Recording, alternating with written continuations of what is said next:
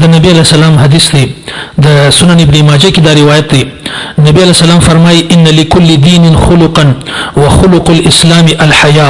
او په هر دین کې چې یو امتیازي او اخلاقی علامت وي نو په اسلام کې امتیازي او اخلاقی علامت څه دی هغه حیا ده.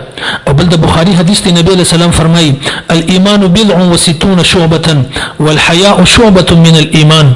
او په ایمان کې تر د ایمان تر شپږ زیات شعبې دي او حیا چې د ایمان ډیره غټه شعبه ده.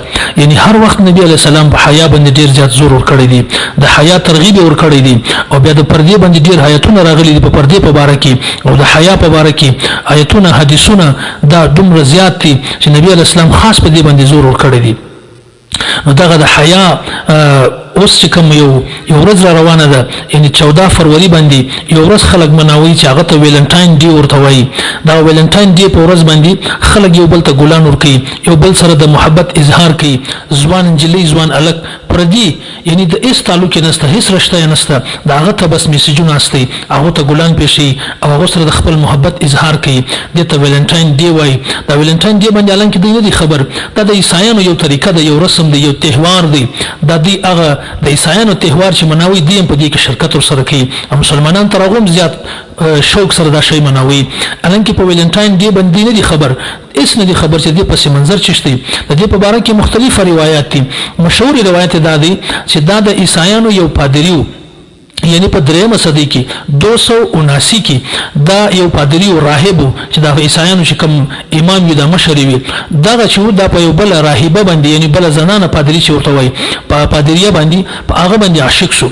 د عیسایانو مذهب دا دی چې د دې په مذهب کې به پادری یعنی راهب او راهبه چې کومه ده دا به نکاح نه کوي، دا به خاندان نه جوړي، بس دا به د غي ژوند تیری، د غي د خپل ژوند تیری دی، به واده یو شم نه کوي.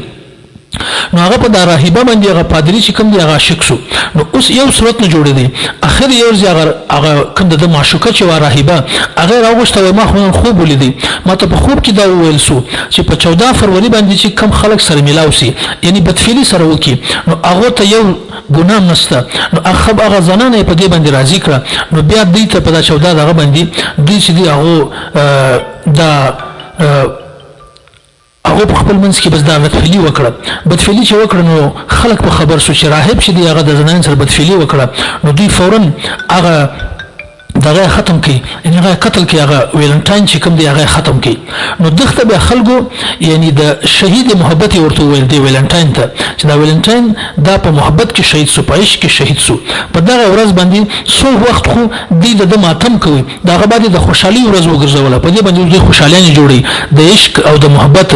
نو په دغه ورځ باندې د یو بل ته چې دی میسجان استي د محبت ګلان یو بل ته پېشي، پردي زناني پردي جني زموږ مسلمانان خاص کر په دې کې مبتلا سو. موږ مسلمانان په دې کې مبتلا سو. د يهودو سره چې دی هغه مشابهت اختیار کړي، د يهودو طریقه اختیار کړه. الان کې دوی خبر نه دي په دې باره کې ډیر سخت وعیدونه دي. یعنی په دې ورځ ډیر ذات فحاشي چې دا په لاویږي، بے پردګیانی کېږي، د الله حکمونه ماتېږي. نو په دغه ورځ باندې الان کې دوی نه دي خبر چې الله رب العزت څه فرمایي. الله رب العزت په دې باره کې یعنی په سورہ نور کې یعنی آیت نمبر 19 کې الله فرمایي ان الذين يحبون ان تشيع الفاحشه في الذين امنوا لهم عذاب اليم في الدنيا والاخره والله يعلم وانتم لا تعلمون. الله رب العزت فرمایي وای کوم خلک چې دا خوشي او دا غواړي چې په مؤمنانو کې دی یعنی بے حیايي پیلاو کې بے حیايي وغوړي دغه د پاره په دنیا او په آخرت کې ډیر سخت عذاب دی. او الله رب العزت چې دی هغه په هر څه خبر دی، تاسو نه خبر. الله رب العزت دومره سخت وعید بیانې په دې کې امر مسلمانان چې په کې شرکت کو او هغه ورځ منو به حیايي پیلاو. نو په دغه ورځ باندې سکیږي، په دې ورځ باندې یعنی خلک د خپل عشق او د محبت د اظهار لپاره ځوان الک ځوان انجلي یو بل ته یعنی کارډونه پېښې میسجان استي او ګلان ورکي یو بل ته، او په لار باندې جونې رواني هغه ته ګلان پېښې پر دې انجلي هغه ته ګلان ورکي او د هغه سره د عشق او د محبت اظهار کوي. او دغه ورځ داسې جوړي لکه د مسلمانانو د اختر ورځ یعنی دومره زیاته خوشحالي جوړي. الان کې نبی عليه السلام خو ډیر سخت د يهودو د مخالفت ډیر ذکر کړی دی. ګوره یو حدیث کې راځي من تشبه بقوم فهو منهم. نبی اسلام فرمایي کوم څوک چې د چا مشابهت اختیاري په قیامت ورځ به داغو سره راپورته کیږي. د ابن عمر رضی الله عنه روایت ابو داود کې دی. نو دلته د عیسایانو سره یو مشابهت دی، یو مشابهت مسلمانان کوي، نو دا به بیا د دې لپاره سخت وعید دی. الانکه نبی اسلام په عبادتو کې د يهودو مخالفت کړی دی. ګوره په د مکی چې نبی اسلام مدینه ته ولاړ نو الته چې دی د يهوديان چې کوم په مدینه کې هغه به د 10 محرم د محرم په 10 تاریخ باندې به هغه یعنی روزه نیوله. نبی اسلام چې مدینه ته راغلی پښتنه ځین وکړه چې روزه ولې نیسي. هغه ټول په دغه ورځ باندې موسی عليه السلام ته الله پاک د فرعون څخه نجات ورکړي، نو په دغه شکرانه لپاره موږ د روزه نیسو. نبی اسلام ټول چې موسی عليه السلام خو په موږ باندې بیا راکړي باید چې موږ هم د روزه وینځو. نبی اسلام وايي کوم سړی چې د روزه وینځي د یو کال د عبادت ثواب الله پاک ورکړي. بیا نبی اسلام خلکو ته د روزي حکم وکړي.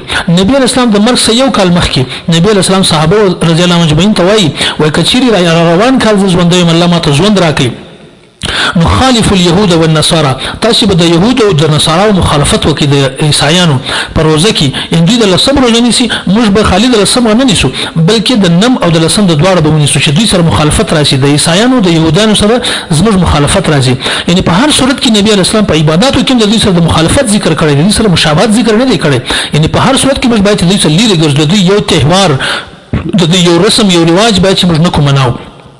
शायद ये मुबारक हुई उठा कर फेंक दो बाहर गली में नहीं तहजीब के अंडे है गंदे वज़म में तुम हो नसारा तो तमद्दुन में हनूत ये मुसलमान है जिन्हें देख के शर्माए यहूद फरेब वक्त ने कुछ इस तरह धोखे दिए तुमको कि तुमने शौ की गुलपोशी में कांटों पे ज़बान रख दी.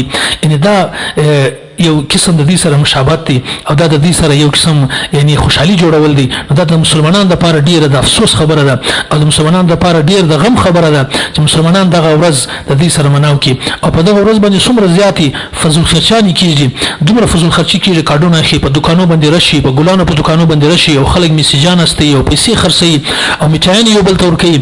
الانکه فضل خرچي په باره کې الله رب العزت فرمایي الله رب العزت بديك فرمي ولا تبذر تبذيرا إن المبذرين كانوا إخوان الشياطين وكان الشيطان لربه كفورا.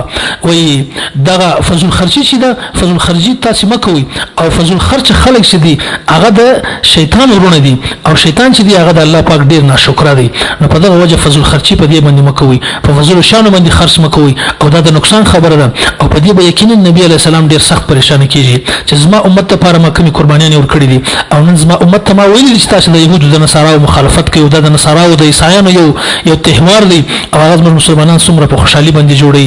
نو په دغه ورځ په دغه وجه هر مسلمان باید چې موږ د لپاره څه پکار دي، موږ د لپاره دا پکار دي چې دغه ورځ راځي تر هغه د مخه دغه بیان هم ډیر پیلاو کو او خلکو ته بار بار په میسج کې دا ولېږي چې دا د عیسایانو دغه دی. په دې باندې زموږ نبی عليه السلام چې دی خو به کیږي یو نقصان کیږي. نبی عليه السلام ته موږ ګټه خو نور ورسوله بلکې نقصان په نقصان باندې شو سوي او نبی عليه السلام ته یعنی تکلیف ورکو. نو په دغه وجه باندې دغه ورځ باید چې په تر دې د مخه موږ مسلمانانو ته دا میسج واستو چې دا ورځ مو مناوي دا د عیسایانو طریقه ده د دې سزا بچاو کو. او بل شرعي تور دا دي چې دا بالکل حرام دي ان دا فعل کول او دا ورځ مناول دا د عیسایانو سره مشابهت دي او دا حرام دي. الذي د ټول مسلمانانو د دې حفاظت وکړي